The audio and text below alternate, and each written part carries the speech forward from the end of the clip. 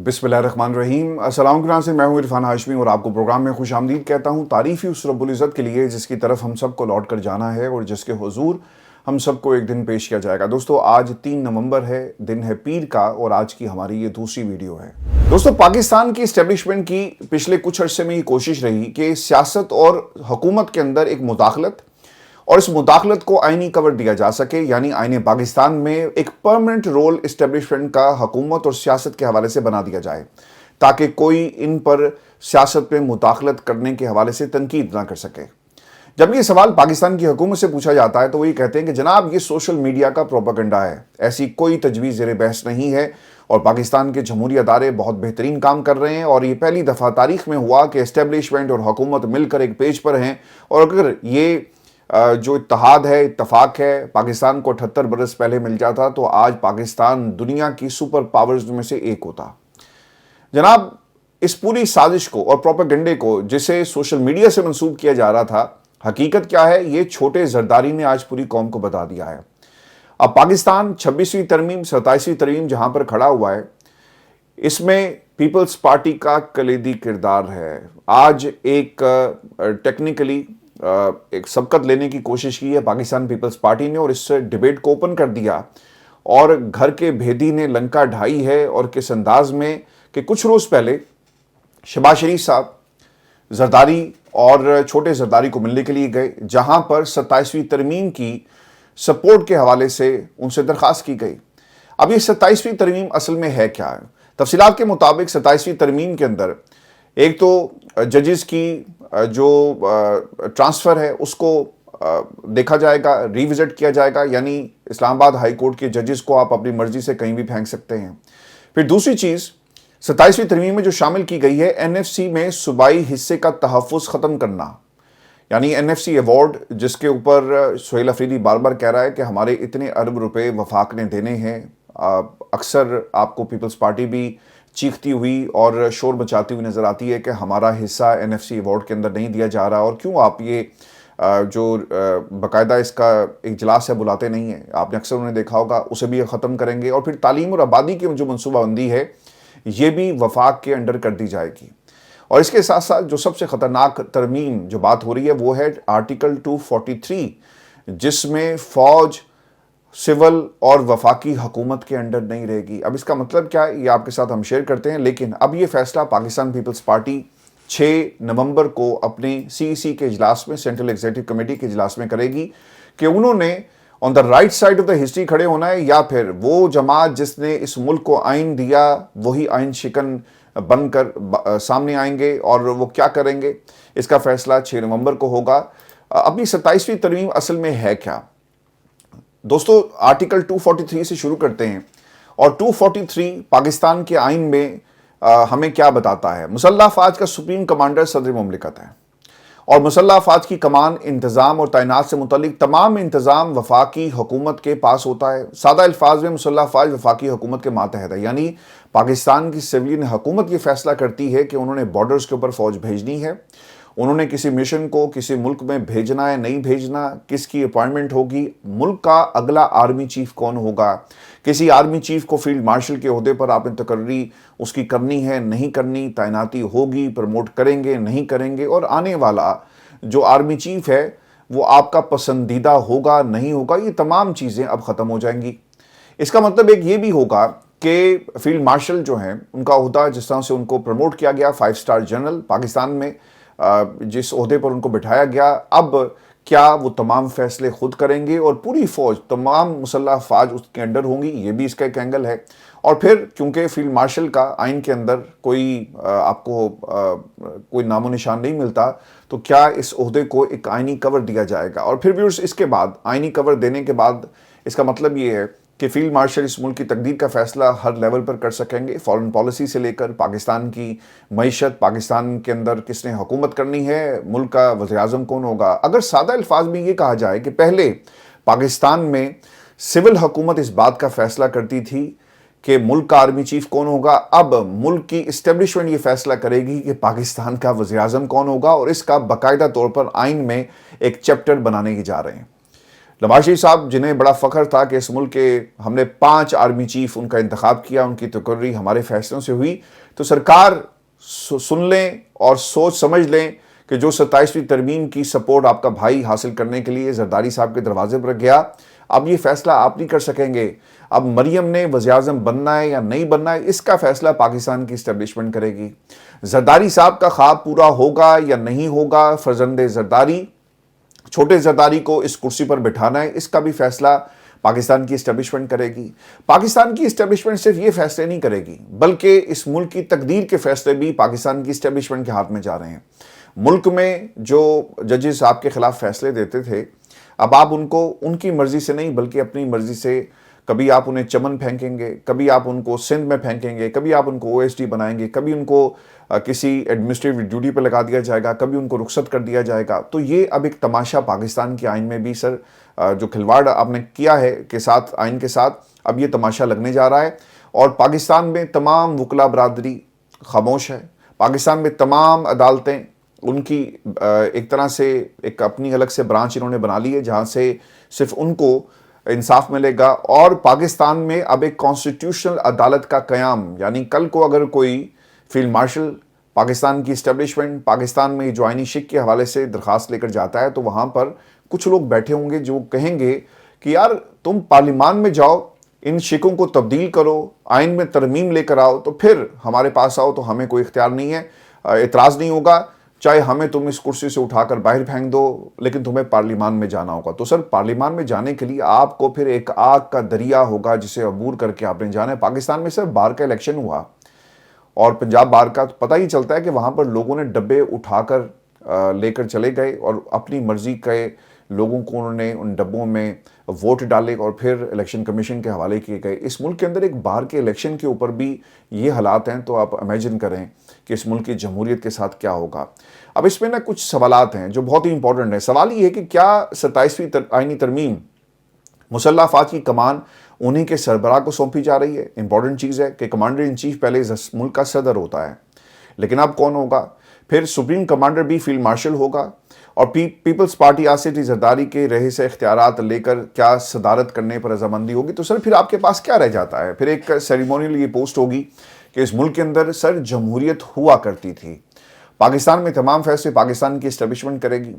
اس ملک کے اندر سر آئین مکمل طور پہ معطل ہو جائے گا، جمہوریت مکمل طور پہ ختم ہو جائے گی۔ پاکستان میں آپ دیکھیں کہ انہوں نے جو واردات ہے وہ کیسے ڈالی کہ آہستہ آہستہ وہ نظام کو اپنے کنٹرول میں لے آئے ہیں۔ پہلے انہوں نے 26ویں ترمیم کروائی، ایک حکومت کو اپنے ڈیل کے ذریعے لا کر بٹھا دیا اور ان کو یہ کہا کہ ٹھیک ہے ہم تمہیں حکومت دیتے ہیں لیکن بدلے میں تمہیں یہ کرنا پڑے گا۔ انہوں نے کر لیا اور ڈیل کا یہ حصہ تھا، حکومت انہیں مل گئی اور اصل جو آئینی پاورز تھی وہ کسی اور کو مل گئی، اور پھر ایکسٹینشن کے بعد مدت تا حیات، پھر فیلڈ مارشل، اور پھر یہ بقول شہباز شریف صاحب کے یہ ان کا مشورہ تھا کہ ان کو فیلڈ مارشل بنایا جائے۔ تو سب کچھ پاکستان کی اسٹیبلشمنٹ سر اب کنٹرول کرنے جا رہی ہے اور پھر آپ کچھ نہیں کر سکیں گے۔ اب یہ 27ویں ترمیم، کیا پاکستان پیپلز پارٹی اپنے اختیارات اور سب کچھ ختم کر کے، کیا ان کو یقین ہے کہ کل بلاول کو ہی وزیر اعظم بنایا جائے گا؟ دوستو ہم ایک ایسے دور سے گزر رہے ہیں، 2025 پاکستان میں وہ سال ہے جب آئین کو مکمل طور پہ معطل کر دیا گیا اور اسٹیبلشمنٹ کا پاکستان کی سیاست اور پاکستان کی حکومت کے اندر ایک پرماننٹ رول جو ہے وہ بنانے کی تیاری کی جا رہی ہے۔ سوال سر یہ ہے، جب یہ برسٹر عقیل سے آپ یہ پوچھتے ہیں نا تو وہ یہ کہتے ہیں کہ جناب چونکہ فیلڈ مارشل کا جو اعزاز ہے سید عاصم منیر صاحب کے پاس، آرمی چیف کے پاس، اسے ایک کانسٹیٹیوشنل اسکیم آف تھنگس کے اندر ہمیں ایڈریس کرنا ہے، تو اس لیے ہم یہ کام کرنے جا رہے ہیں۔ اب یہ 243 جو بظاہر ایسا لگتا ہے کہ تمام اختیارات، تمام ان کی پاورز پاکستان کی معیشت سے متعلق، فارن پالیسی سے متعلق، پاکستان کے اندرونی حالات، پاکستان کے بیرونی، اور ایون کہ پاکستان کی پارلیمان کا بھی جو معاملہ ہے، وہ تمام چیزیں آپ اسٹیبلشمنٹ کے حوالے کرنے جا رہے ہیں۔ آپ یہ کر کے دیکھ لیں، آپ نے غلطیاں اس سے پہلے بھی بہت ساری کی، صرف ایک اقتدار کی خاطر۔ اس ملک کے اندر کوئی تنقید نہیں کر سکے گا، اس ملک کے اندر پاکستان کی اسٹیبلشمنٹ کی غیر آئینی کاموں کے حوالے سے کوئی بات نہیں کر سکے گا۔ اسٹیبلشمنٹ نے میڈیا کو کنٹرول کیا، عدالتوں کو کنٹرول کیا، پاکستان میں پارلیمان کو کنٹرول کیا۔ اب ایک کاغذ کا ایک صرف ٹکڑا تھا، اس پہ بھی اب یہ تمام چیزیں ریٹن فارم میں آ جائیں گی، یعنی پورے کا پورا نظام اب ان کے ہاتھ میں چلا گیا ہے اور پاکستان میں یہ حکومتیں اعلی کار بن گئی ہیں۔ دوسرا، NFC ایوارڈ میں ترمیم کیسے منظور ہوگی، یہ بھی سب سے امپورٹنٹ چیز ہے، کیونکہ NFC ایوارڈ کا مطلب یہ ہے کہ صوبوں کو وفاق ایک حصہ دیتا ہے۔ کیا وہ حصہ اب نہیں دیا جائے گا؟ اور پھر جو صوبے ہیں وہ کس کے اوپر ریلائی کریں گے، یعنی وفاق کی طرف دیکھیں گے۔ اور یہ طریقہ کار ہے صوبوں کو کنٹرول کرنے کا۔ اگر سندھ میں آپ نے ترقیاتی کام کروانے ہیں تو وفاق کی طرف آپ کو دیکھنا ہوگا، کیونکہ فنڈز تو آپ کے پاس آ نہیں رہے۔ آپ وفاق کو کہیں گے کہ جناب ہم اچھے بچے بن کر رہیں گے، آپ کی حکومت کو سپورٹ کریں گے، لہٰذا آپ ہمیں فنڈز جاری کریں، اور ہر دفعہ آپ کو فنڈز کے لیے وفاق کی طرف دیکھنا پڑے گا۔ آپ سہیل افریدی صاحب کو تو آپ کنٹرول نہیں کر سکتے، تو صوبہ چلے گا نہیں، اور صوبہ چلانے کے لیے آپ کو چاہیے پیسے، اور آپ دیکھیں گے وفاق کی طرف۔ اور اگر آپ نے وفاق کے ساتھ تعاون نہ کیا تو وہ بھی آپ کے ساتھ تعاون نہیں کریں گے۔ ٹھیک ہو گیا، باقی صوبوں میں تو آپ کی حکومت ہے، لیکن سب سے زیادہ جو امپیکٹ ہے وہ KPK کے اوپر آئے گا۔ باقی حکومتیں آپ کو سپورٹ ملتی رہے گی تو آپ کو بھی سپورٹ کیا جائے گا۔ پھر 18ویں ترمیم پیپلز پارٹی نے کی، یعنی جو پروونشل سبجیکٹس تھے، پاکستان پیپلز پارٹی نے یہ ترمیم لے کر آئے اور صوبوں کو خود مختاری دی گئی۔ بہت سارے ادارے صوبے کے انڈر آتے ہیں، یہ تمام ادارے بھی ایک طرح سے ختم ہو جائیں گے، اور پھر یہاں بھی صوبوں کا کنٹرول وفاق کے پاس چلا جائے گا۔ وہ سب کچھ جو ہے نا جی وفاق کو کنٹرول کر رہے ہیں۔ کسی نے ان کو کہا ہوگا نا کہ سر اگر آپ کو یہ کانسٹیٹیوشنل عہدے مل بھی جائیں اور آپ کا جو کردار ہے وہ کانسٹیٹیوشن کے انڈر بھی آ جائے، تو صوبے ہم کیسے کنٹرول کریں گے؟ صوبوں کی جو پاورز ہیں وہ 18ویں ترمیم میں ہے، 1FC ایوارڈ میں ہے، تو لہٰذا ہمیں اسے بھی ختم کرنا ہے۔ تو سر اب یہ بھی ختم ہونے جا رہی ہیں۔ پھر یہ ترمیم کیا پاکستان پیپلز پارٹی کرنے میں آمادہ ہو جائے گی؟ زرداری صاحب کے بیٹے نے جی آج یہ کام یہ کیا ہے، اور کام یہ کیا کہ انہوں نے کہا یار یہ جو گند ہمارے اوپر آئے گا اور پاکستان کی حکومت کے ساتھ تعاون کی جو بات ہو رہی، لیٹ دا پیپل ڈیسائیڈ، اور لوگوں کے سامنے اس ڈیبیٹ کو ہم اوپن کرتے ہیں۔ تو انہوں نے ایک ٹویٹ کر دی، اور یہ پوری کی ڈیبیٹ جو تھی وہ اوپن کر کے پاکستان کی اسٹیبلشمنٹ کی جو بریک واردات ہے جو حکومت شہباز شریف صاحب کے ساتھ مل کر ڈالی جا رہی ہے، یہ دنیا کے سامنے رکھ دی ہے۔ آج ہمیں 26ویں ترمیم کی جو سب سے بڑی چیمپئن تھی ماضی میں، پاکستان پیپلز پارٹی جو democracy is the best revenge کہتی ہے، انہوں نے 26ویں ترمیم کروائی۔ پھر اب اس ملک میں میثاق جمہوریت کو لکھنے والے اب 27ویں ترمیم کی طرف جو ہے وہ جا رہے ہیں۔ اور پھر یہ بھی یاد رکھیے گا کہ 26ویں ترمیم کے وقت مخصوص نشستوں کا ایک لالی پاپ جو ہے ان جماعتوں کو دیا گیا۔ آپ دیکھیں کہ یہ جو لائف ہے نا اس پارلیمان کی، وہ 4 سال 5 سال ہے، اس کے بعد کیا ہوگا؟ اس کے بعد بھی سر یہ کوئی طریقہ نکالیں گے، اور جو ان کی بات مانتا جائے گا اس کو حکومت ملتی جائے گی، یعنی اب حکومت کی بولیاں لگیں گی۔ تو دوستو پاکستان میں اب حکومت اسے ملے گی جو سب سے بڑا اتحادی بن کر اور وفادار بن کر دکھائے گا۔ تو یہ خصوصیات پاکستان تحریک انصاف میں تو ہے نہیں، اور نہ عمران خان کبھی بھی ان کے ہاتھ پر بیعت کریں گے۔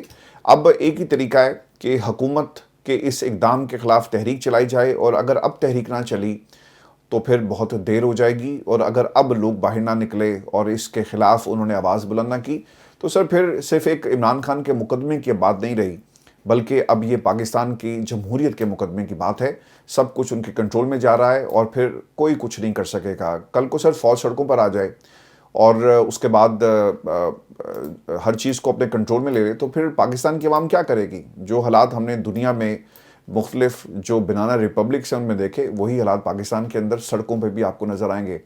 خبر سر یہ بھی آ رہی ہے کہ یہ جو ایگزیکٹو آرڈرز ہیں، یعنی جو بیوروکریسی ہے، اس کے مطابق ان کی خواہش کے مطابق یہ کام کیا گیا کہ پاکستان میں ایگزیکٹو مجسٹریسی کی بحالی کی اصل خواہش بیوروکریسی کی ہے، جو ہر صورت پولیس کو اپنے ماتحت رکھنا چاہتی ہے۔ جب ڈپٹی کمشنر ڈسٹرکٹ مجسٹریٹ ہوتا تھا تو پولیس اس کے زیر اثر تھی، لیکن مشرف دور کے نظام اور عدلیہ کی آزادی کے بعد یہ اختیار ختم ہو گئے۔ یہ عوامی مفاد نہیں بلکہ بیوروکریسی کی پولیس پر برتری کا بیانیہ ہے۔ وہ کہتے ہیں کہ پولیس کو بھی ہم اپنے انڈر کریں اور ایک پرائیویٹ فورس بنا کر ان کو استعمال کیا جائے گا۔ دیکھیں پوری پولیس فورس کو کنٹرول کرنا، IG کو کنٹرول کرنا ایک ڈیفرنٹ میٹر ہے۔ ایک ایگزیکٹو آرڈر کے تحت پوری فورس کو اپنے اشاروں پر نچانا سر ایک ڈیفرنٹ میٹر ہے۔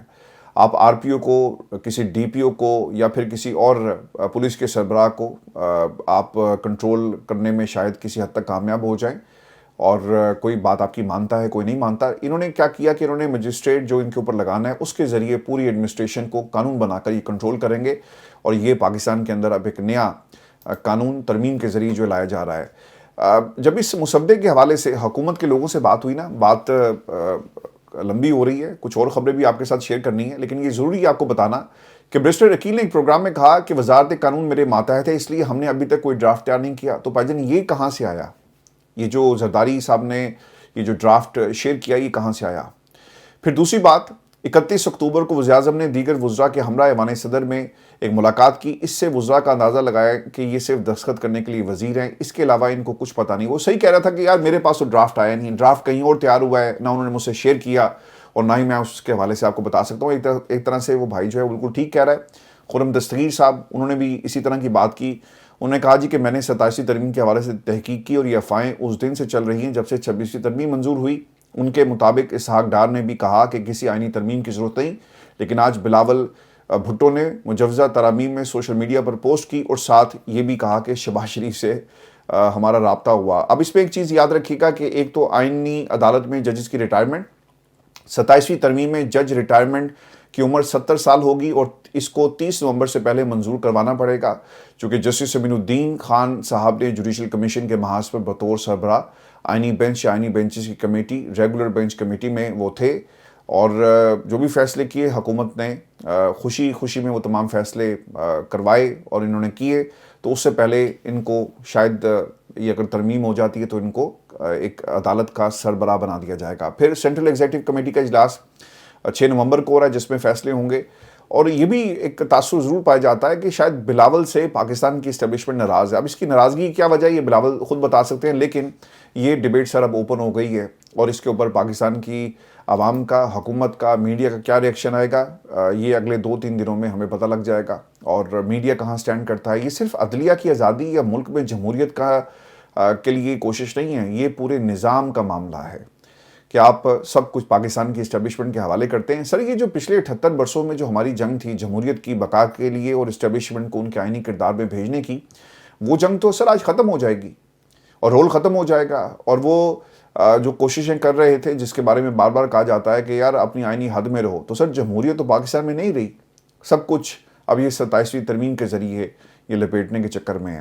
میں ویورز آپ کو یہ بھی خبر دوں کہ فضل الرحمان صاحب کی گرفتاری کا معاملہ نون لیگ اور JUIF کے کارکنان اس وقت سوشل میڈیا پر جی گتھم گتھا ہیں اور لیگی کارکنان کی طرف سے مطالبہ کیا جا رہا ہے کہ فضل الرحمان نے ساری حدود کراس کر لی ہے، اس لیے انہیں گرفتار کیا جانا چاہیے. سوشل میڈیا پر یہ بیانیہ زور پکڑتا جا رہا ہے کہ نون لیگ سے مسلم یوٹیوبرز بھی یہ بیانیہ بنا رہے ہیں. اب یہ بیانیہ ہے، بناتے رہیں. فضل الرحمان صاحب کی گرفتاری کا مطلب یہ ہے کہ سڑکیں بلاک ہو جائیں گی اور میں تو کہتا ہوں جی ایک دفعہ گرفتاری آپ کر رہے ہیں، کم از کم اس کا فائدہ پاکستان کی جمہوریت کو تو ہو. اگر ایسے نہیں ویسے ہی صحیح کریں آپ ان کو گرفتار اور لگائیں ان کے اوپر بھی کوئی اسکیجول اور ان کو بھی جیل میں پھینکیں، کم از کم پاکستان کی جمہوریت کو تو فائدہ ہوگا. JUIF والوں نے اس کے علاوہ جی کل ملت کا پاسبان کا ٹرینڈ چلایا، بدلے میں نواز لیگ کے کارکن ذلت کا پاسبان چلاتے رہے. یہ بھی ہوا ہے، یعنی معاملات اس قدر تک آگے بڑھ چکے ہیں اور یہ دونوں میں اس وقت لڑائی ہو رہی ہے. میں آپ کو پھر یہ بھی خبر دوں کہ اسٹیبلشمنٹ کا عدم اعتماد، انصار عباسی صاحب نے خبر دی. وہ یہ کہتے ہیں کہ تحریک انصاف اپنا لہجہ نرم کر لے تو بھی فوجی اسٹیبلشمنٹ کا عمران خان پر عدم اعتماد بہت گہرا ہے. فوجی قیادت پر عمران خان کی مسلسل تنقید نے نہ صرف موجودہ کمان بلکہ ادارے کی اعلیٰ قیادت کے بڑے حصے کو بھی ناراض کر دیا ہے. PTI کے اپنے لوگ بھی نجی محفلوں میں اعتراف کرتے ہیں کہ پارٹی کے بانی چیئرمین اور پارٹی کا سوشل میڈیا جب تک فوج کو ہدف بنانا بند نہیں کرے گا تب تک بامعنی مذاکرات شروع نہیں ہو سکتے. وہ یہ کہتے ہیں کہ یہ جو یوٹیوبرز ہیں یہ پاکستان کی اسٹیبلشمنٹ میں تنقید کرتے ہیں. سر یہ لوگ نا بھول جاتے ہیں، برطانیہ میں سر ہم نے جب نواز شریف کے خاندان کے ساتھ ہارلے اسٹریٹ کلینک کے اوپر ان کے خاندان کی کردار کشی ہوتی تھی، ایک ان کی والدہ مریم کی ہارلے میں زیر علاج تھی، تو ہم اس سے بھی کہا کرتے تھے کہ یار یہ کام مت کرو اور اس کی ایک حد ہوتی ہے. تو ہم نے تو اس سے بھی تنقید کی. مریم کا سیاست میں کوئی کردار نہیں تھا، اس کو پاکستان کے ٹیلی ویژن چینل پر کوریج نہیں ملتی تھی، چینلز کو بند کیا گیا، تو ہم نے تو اس وقت بھی بات اٹھائی.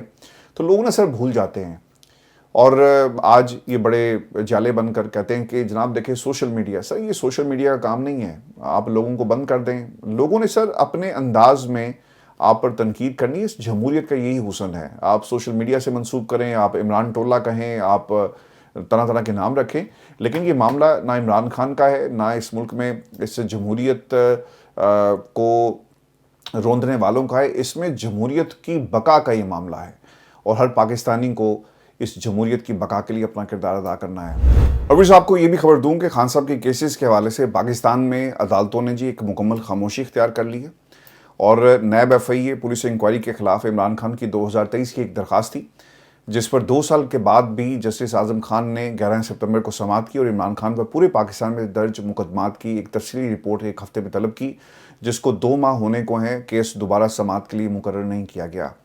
तोशाखाना 2 केस में इमरान खान और बुशरा बीबी को बरी करने की दरखास्तें जनवरी 2025 में दायर हुई। जस्टिस इनाम अमीन मिन्हास ने केस जल्द समाअत के लिए मुकर्रर करने की मुतफरिक दरखास्त पर 19 सितंबर को समाअत की।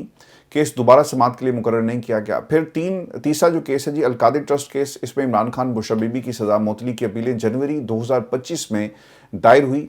4 मरतबा तहरीक इंसाफ ने चीफ जस्टिस सरफराज डोगर के चैम्बर में धरना दिया। 16 अक्टूबर को केस समाअत के लिए मुकर्रर था। चीफ जस्टिस के खाने की दावत के बायस इसकी समाअत नहीं हुई और इसे दोबारा भी समाअत के लिए मुकर्रर नहीं किया गया। इसके अलावा आज 3 नवंबर 2022 को इमरान खान पर वज़ीराबाद एहतजाजी मार्च के दरमियान कातिलाना हमला हुआ, जिसमें वो ज़ख्मी हुए, लेकिन आज तक इस कातिलाना हमले के गैर जानिबदाराना तहकीकात नहीं हो सकी। मुलजिम नवीद सर उसे स्टेट प्रोटोकॉल मिला, सज़ा हो गई और वो कहाँ पे रहे, वो इस वक्त रियासत की तहवील में है। वो जब अदालतों में पेश हुआ करता था ना, तो उसके आपने ठाड़ देखने थे, वीडियोस मौजूद हैं जिसमें पूरा उसे प्रोटोकॉल मिलता है और वो कहता है कि जनाब म्यूज़िक चलाया हुआ था तो मुझसे ये बर्दाश्त नहीं हुआ और मैंने ये अपनी मर्ज़ी से सब कुछ जो है वो किया। आपको ये भी खबर दूं कि अलीमा खान के वारंट दोबारा जी जारी हो गए और ये गालबन उनके 7वीं मरतबा वारंट जारी हुए हैं और नाकाबिल ज़मानत वारंट उनके जारी किए गए हैं। बैंक अकाउंट उनके मुंजमद हो गए और इस हवाले से रिपोर्ट अदालत में पेश की गई है और 11 मुलजमान के खिलाफ 26 नवंबर एहतजाज केस की समाअत और वकला जो हैं वो अदालत में पेश नहीं हुए, जिसके बाद ही सारा काम किया गया है। इन अदालतों से सर कहाँ इंसाफ मिल रहा है?